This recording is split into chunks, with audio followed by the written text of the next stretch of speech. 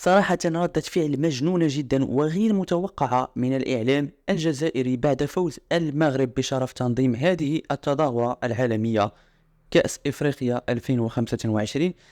صراحة ردة فعل متباينة مختلفة، كل واحد ماذا قال. هناك من قال بأن المغرب ملف قوي جدا، ملف لا يمكن منافسته من أي دولة، فما بالك بدولة الجزائر.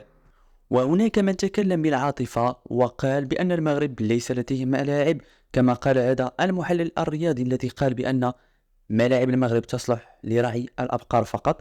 وهو صراحة كلام عاطفي جدا لا مجال له من الصحة. وقد رد عليه إعلامي جزائري آخر وقال بأن المغرب عنده 8 ملاعب عالمية على الأقل، بينما الجزائر لا تتوفر حتى ملعب واحد. ناهيك عن شيء مهم وهو البنية التحتية، الجزائر لا تتوفر على فندق يصلح للإقامة بالنسبة لشخص عادي، فما بالك بلاعبين عالميين يلعبون في أقوى الدوريات العالمية.